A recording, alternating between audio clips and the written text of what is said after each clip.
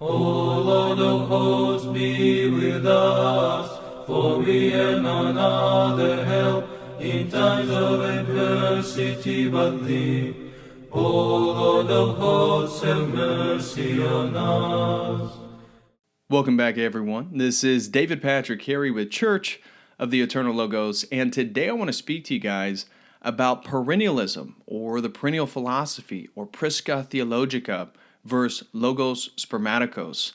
And so this video kind of stays in the same vein as some previous videos I made in regards to highlighting popular New Age spiritual ideas and how I see them as derivations from, inversions of, Christian theology.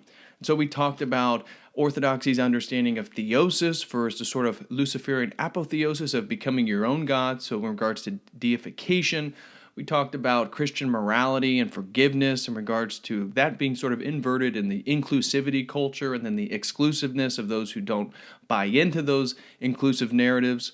I made a video on panpsychism, another very popular idea within the New Age, and how it really kind of falls apart in light of Logos theology, a divine mind, and how the panpsychic mind, the universal mind, accounts for itself.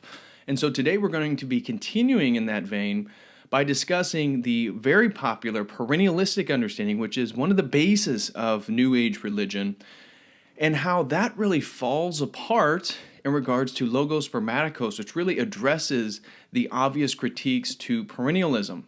And so that's what we're going to be getting into today. We're going to be talking about perennialism, the idea, its history. We'll be talking about Florence during the Renaissance, Marsilio Ficino, Giovanni Pico della Mirandola, how this perennial idea is really substantiated within what's called Western esotericism or Western esoteric traditions, which emerging from that, we're going to see the Theosophical Society, Freemasonry, Rosicrucianism, all these different things, which are going to have this sort of Neoplatonic emphasis on the one, which is then going to color this sort of extracting various ideas and concepts from world religions and saying that they're all pointing towards the one. This is kind of the basic argument here. And so we're going to be getting into the Transcendentalists, the Unitarians, the Traditionalist School, even Aldous Huxley within the 20th century in his popular book, The Perennial Philosophy. And then why this can't be true, because how are they grabbing all these ideas, saying they're true from totally different epistemologies? What is the standard or rubric that's being used to base these ideas as being true? That's going to be an obvious objection, and we're going to see how Logos Spermatikos really solves a lot of this stuff. So again, in this video, the thesis is that perennialism is going to fall apart. Its shortcomings are going to be fulfilled by Logos Spermatikos, the idea that seeds of truth, seeds of the Logos are present within pagan philosophers, within pagan religious traditions, other religious systems. Seeds, just fragmentations, pieces, parcels of truth are present, but the full revelation is going to be Logos theology and the revelation of Jesus Christ. So that's what we're getting into. So to begin, what is perennialism? Well, a basic definition would be it's the spiritual perspective that views all world religions as sharing a single overarching metaphysical truth and from which all knowledge has developed.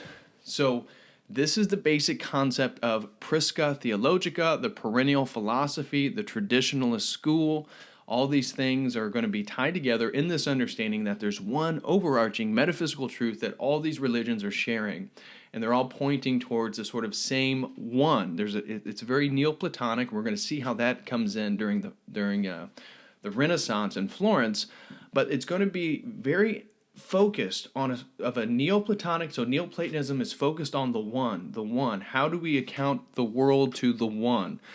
And you're going to see the same emphasis within these perennialistic schools of thought, in that all these metaphysical or all these spiritual traditions are containing a metaphysical truth pointing towards the one. Okay, so they're all going to take a very Neoplatonic schematic. As we talked about, I even specifically addressed this in the last slide on my video on how do you prove God to an atheist on the transcendental argument for God, the tag argument. So maybe you want to check that out. But so where does perennialism often attributed to begin? Well, you guys have heard me talk about Marsilio Ficino and Giovanni Pico della Mirandola before in previous videos, and this is a really big point in European history because the perennialistic idea, the immense influence of Neoplatonism, Hermeticism, all conjoin at this time period. We're talking about the mid-15th century, the mid-1400s.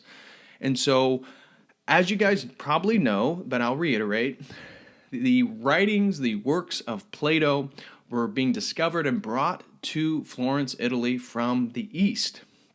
And so Marsilio Ficino was hired by Cosimo de' Medici to translate these works. And then once he started on that, they then got the whole Corpus Hermeticum, or parts of it actually. But from what they understood, a majority of the Hermetic works, the Corpus Hermeticum, from the great Hermes, who was older than Moses. He was the teacher of Pythagoras and Moses. So Hermes was considered this extremely ancient divine figure. And they translated these Hermetic writings before they even finished Plato, because Cosimo de' Medici wanted to read these Hermetic writings before he died.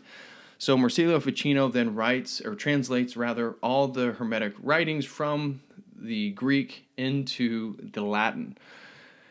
And so from there, it's often attributed the beginning of what's called in scholarship the Western esoteric tradition. This is sort of the Western tradition of magic, because what's being fused here is sort of Catholicism, Neoplatonism, Hermeticism, and Theology. This idea, it's a new anthropology of man related to Hermeticism and the sort of divinized status man then attains.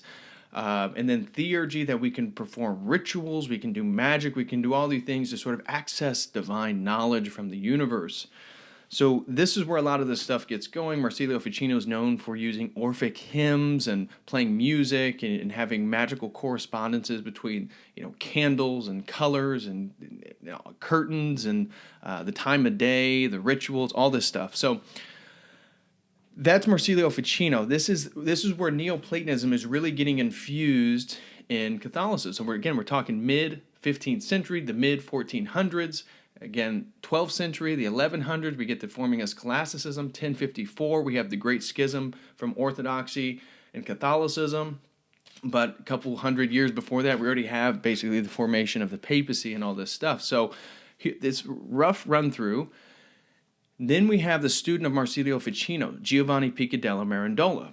Now, Marsilio has a perennial idea because he believes that Hermeticism and Neoplatonism and Christianity go hand in hand, that there's sort of a perennialistic understanding of truth within these few traditions, right? Okay, so it's Hermeticism, it's Neoplatonism, and it's Catholicism for Marsilio Ficino.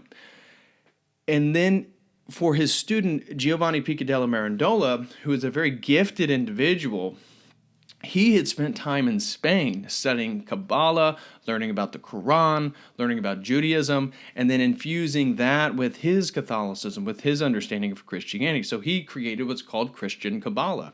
Giovanni Pico della Mirandola, very famous individual, very intellectually gifted. And so he believes truth. He expands this idea from his teacher, Marsilio Ficino. Well, truth isn't just found in a few traditions, Neoplatonism, Hermeticism, and Christianity. No, it's actually found in a lot of traditions. I'm finding the same truth in Kabbalah, and the Quran, and Christianity, and Hermeticism, and Neoplatonism, and Plato, and Aristotle, and all these different people.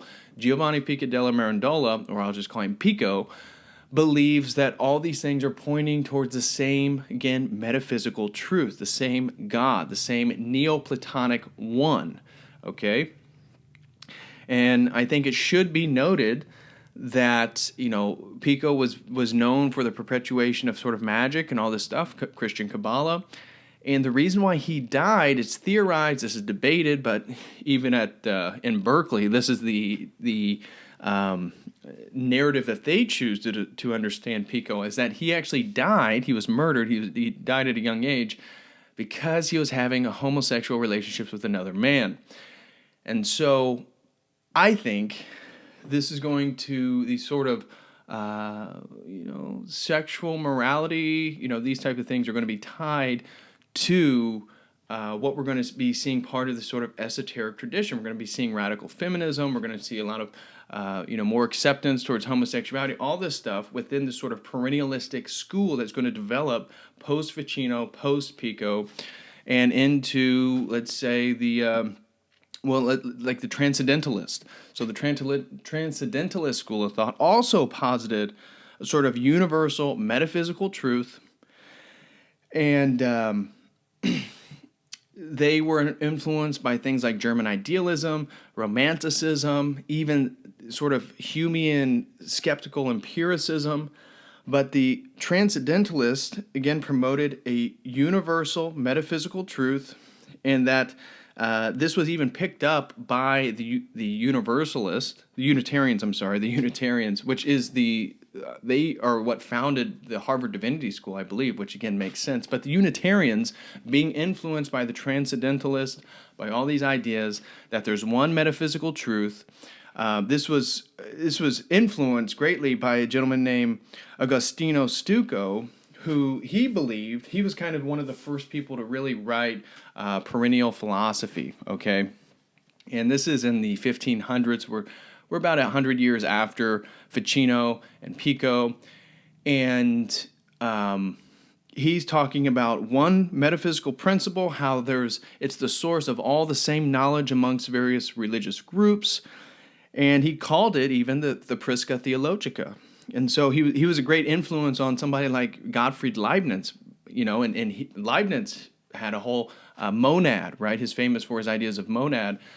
Well, that tied to in our video with panpsychism, okay? So we see these ideas bleeding through and overlapping a lot in these videos. And the theologian Friedrich Schleiermacher is also a big influence upon the Transcendentalists. Why? Well, because he is redefining how we understand truth and God to a sort of phenomenological definition, a definition that'd be really akin to what William James would say in his Varieties of Religious Experience. And that for Schleiermacher, this sort of intuitive feeling of the infinite, or this intuitive or personal direct experience of God is what's true, and that's sort of the basis of truth. And Schleiermacher is known for being part of the sort of liberal theological tradition. So we see where all this stuff is already going, right? And like I said, the Unitarians who found the Harvard Divinity School, I'm pretty sure that's true. You can fact check me on that. But they take Schleiermacher's sort of new definition of truth and this emphasis on subjective, personal, intuitive experience over empiricism as a way to understand God, as a way to understand spirituality, as a way to get at this one singular metaphysical truth, okay? And so we can already see how this is going to start moving into relativism and all this stuff. But this leads to the 19th century, where we get things like the Theosophical Society. We get Helena Blavatsky, we get Annie Besant, we get a lot of this perennialistic, I would say, a sort of consumeristic approach to religion, where we're gathering all these different things from all these different world religions and trying to show how they're all the same. So, again, the Theosophical Society, their understanding of Buddhism and ancient Egyptian religion and Hinduism and Christian understandings and stuff like this. Again, very Neoplatonic, right? It's all about this one, and they're trying to show how all these religions are pointing towards this Neoplatonic one. Now, this leads really to what's called Neo-Vedanta, okay? And this is sort of modernist interpretations of Hinduism, which was popularized by people like Ramakrishna and Vivekananda. So Swami Vivekananda, Ramakrishna, these are both Bengalis, by the way. Remember when we talked about Bengal, we talked about the goddess Kali and all this stuff in a previous video. So Ramakrishna, Vivekananda, both Bengali gurus, if you will. Vivekananda especially, because he comes over to the U.S. in the late 1800s and starts popularizing Hinduism and using basically the Advaita Vedanta tradition. Okay, Advaita Vedanta tradition within Hinduism is the non-dualism, the non-dualistic understanding. Everything again comes back to the one. So Advaita Vedanta is already contains very Neoplatonic elements. It's all about the one, right? So you can see why Ramakrishna and Vivekananda are going to be big proponents in this sort of perennialistic understanding of world religions, of spirituality, because where they're coming from within Hinduism is already very akin to Neoplatonism. And so we see that. Then we get into what's called the Traditionalist School.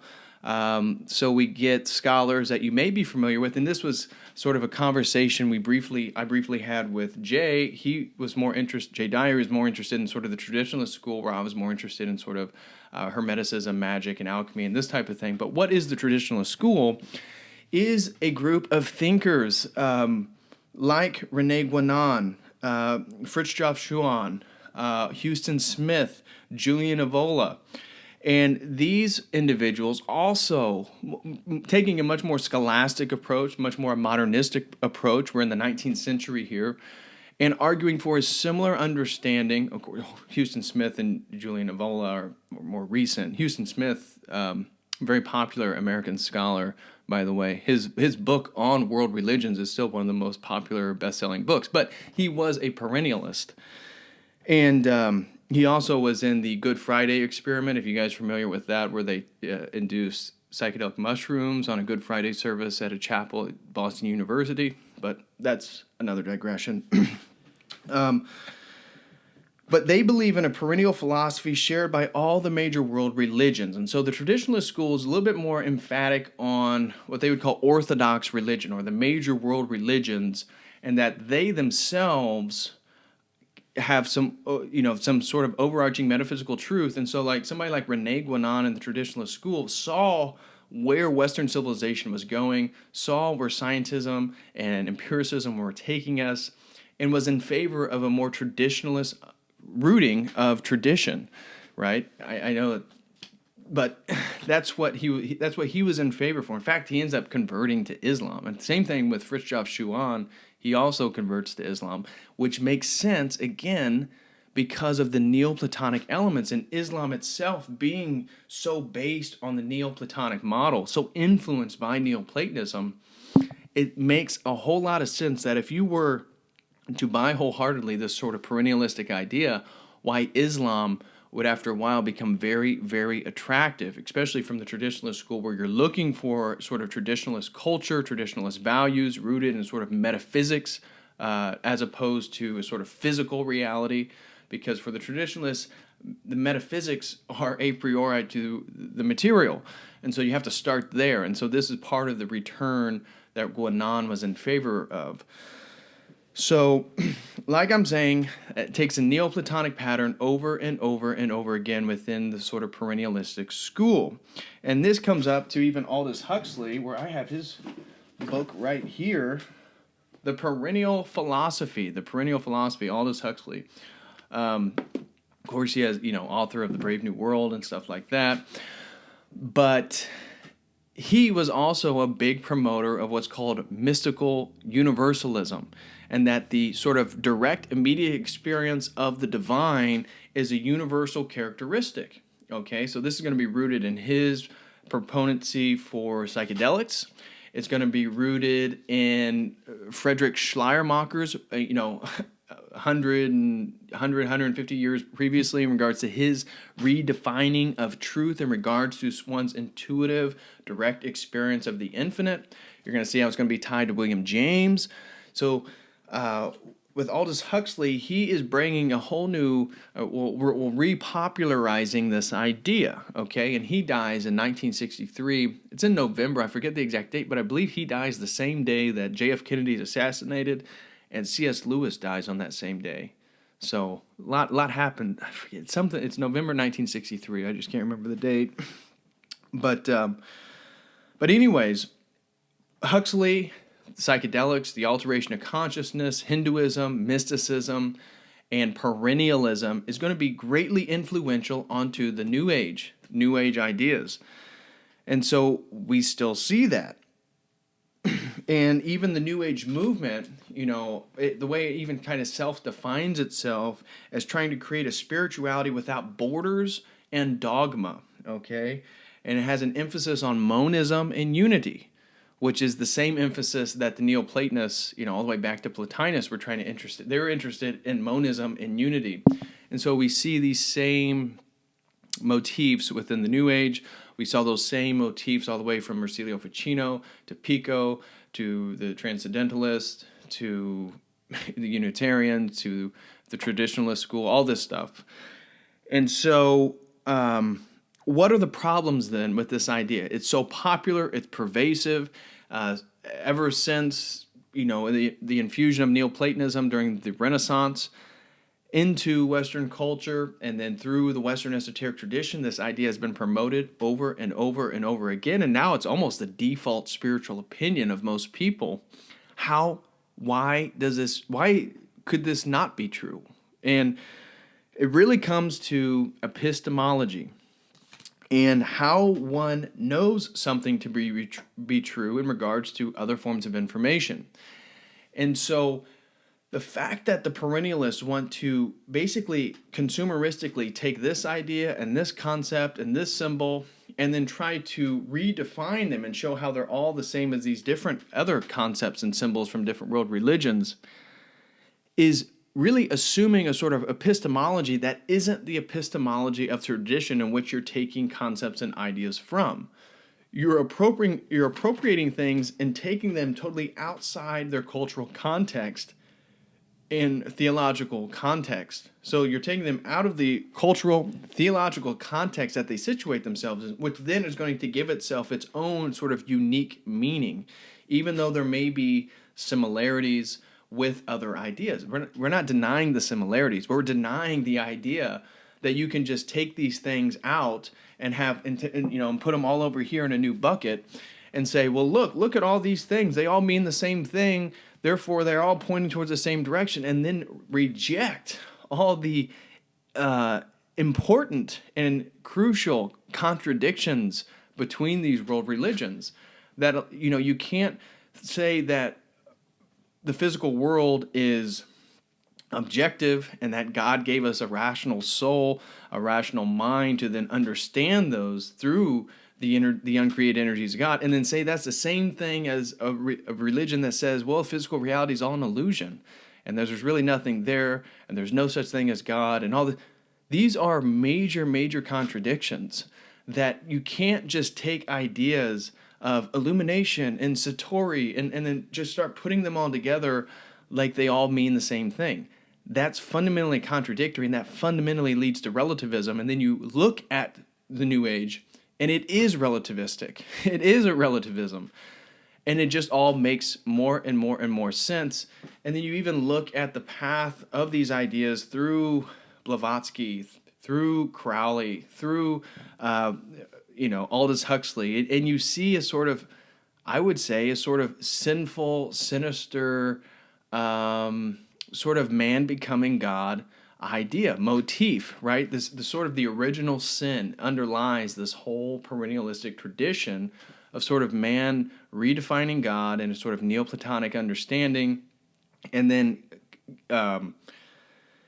sort of consumeristically taking from all the different world religions and saying they're true. So that's the main objection, the epistemology, right? And then why does it take the same Neoplatonic form? So you take all these ideas out of the world traditions that they exist in, and then you put them in a sort of Neoplatonic understanding, and really it's sort of a Greco-European epistemology that the perennial tradition uses. And so if you want to talk about white privilege, which, I reject that general premise, but I mean, what's more supremaceful than using your own epistemology and then taking and consuming from all the other world religions and saying, look, you're pointing to this one truth here that I've created, that's been moving throughout, the Greek and European tradition. Like, that's ridiculous. And then it's like, and then the other question is, why is this movement so Western? Why is perennialism? Why is the Prisca Theologica and the perennial philosophy so Western if it's so obvious? If it's so obvious to the rest of the world, why is it so Western? And it's because of the assumptions. It's because of, you see people like Ramakrishna and Vivekananda, who were part of the Advaita Vedanta tradition, which already took a Neoplatonic schematic, and why they would hop on board with this idea. It has to do with Neoplatonic undertones. And so, how can you take ideas and divorce them from their cultural and theological context, and they still maintain the same meaning? You obviously can't. This is going to be a problem for the perennialistic tradition. You're emptying them of all their cultural baggage, which is true, so then they can redefine them as being equal to other ideas. And then what about the obvious and direct contradictions between the world religions? Usually those aren't addressed. Usually it's in favor of the similarities over the dissimilarities, even though there may be superficial similarities and fundamental differences. And so where does Logos Spermatikos come in all of this, and how does it win? Well, Logos Spermatikos is going to have a single epistemology. It's Logos theology. It's Logos. So it's still going to be Greco-based, but it's Christian. And this is the epistemology. So then when we say, yes, truth can be found in the other world religions, we are coming from a specific epistemology. We have a specific standard to appeal to.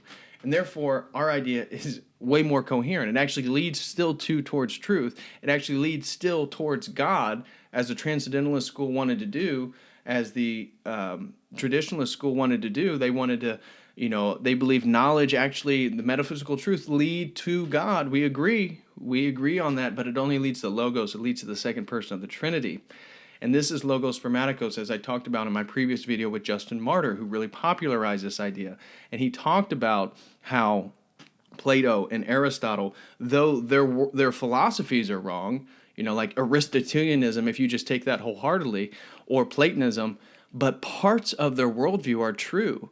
And therefore they had seeds of the Logos Spermatikos. And we can say that is true also for other world religions. And this is why Hieromonk Damascene, right here in his book, Christ the Eternal Tao, can show how Taoism has such a similar concept of Tao as we would with Logos. Of course, they're using a totally natural theology observation of nature, but we're doing this because we're not saying Taoism is equal to Christianity. We're saying seeds of Logos can be found within Laozi's Taoism. Totally different, a totally different understanding. So we're rooting in a single epistemology, and we provide an actual standard for truth and knowledge. And then we can show from there how agreement occurs amongst the world traditions, which we're not denying. I think people get so excited. And I was part of this perennialistic tradition myself. And in this movement towards rooting epistemology in sort of direct personal subjective experience, you see this in Terence McKenna, Alan Watts, but Friedrich Schleiermacher, William James, this type of stuff as well, that I was a part of the school. And it's really appealing to start looking at symbols, looking at myths, looking at archetypes, and see the similarities of different world traditions, of different mythologies. But that's very different from then saying that they're all leading to the same place, which they obviously aren't. But it doesn't mean that there isn't similar patterns of truth, and that's where Logos theology and the Logos Spermatikos comes in and dominates. And we are not divorcing then ideas from their cultural and theological context. We're leaving them in their cultural states, in their cultural contexts. We have Logos theology, and we are just pointing out ideas and concepts and forms and symbols that accord or point towards our theology. That's what we're doing. But we're not divorcing, we're not taking from those traditions and reappropriating, which the perennial tradition does. And how this then wins over Neoplatonism is because Neoplatonism, as I've discussed before, has this transcendent one, but they can't account for how then you would know about that one. And this is where we would appeal to revelation and the personhood of our God and the personhood of our Logos and how we understand all this stuff, which is going to be the sort of apologetic appeal to why Christianity, to why Logos theology over something like Neoplatonism, which kind of, again, just subsumes back into a monism, a one, but then really can't account if that one is totally transcendent. How can you know anything about it? And somebody like Proclus would say, really, you can't. And we would say, no, actually you can, because our God has revealed himself over time in Scripture and then incarnated. And so then that is our medium back to and how to understand all this stuff. So that is basically going to be why Logos Spermatikos is going to be superior over perennialism, is an objective single epistemology, not divorcing things from their cultural and theological context, highlighting how truth can be pervasive over different world traditions and cultural systems, but it's all rooted within Logos theology. It's all rooted within Logos. And therefore, what we can show then is how our God is personal and it's been revealed, and it's not just some ethereal, noumenal idea that we can never really get to. And so that concludes this video on why Logos Spermatikos actually fills the shortcomings of perennialism, of perennial philosophy, of Prisca Theologica. So with that being said, let me know what you guys think. Did you enjoy this video? Did you think I got something wrong? Did I miss something? I probably did. But let me know in the comment section. Feel free to share your thoughts. I will try to get back to each and every one of you guys. Please like, share, and subscribe this video. Sharing the video is the most useful thing you could do, but please also like and subscribe if you haven't. So with that being said, thank you guys. I appreciate all the love and support. I really, really do. And I love all the really insightful comments you guys leave. Even when you're highlighting how I got something wrong, that's totally fine. We are in pursuit of truth. So if I get something wrong, let me know. But with that being said, thank you guys. Again, please like, share, and subscribe. Please leave a comment. And until next time, which hopefully is Friday, as always, God bless.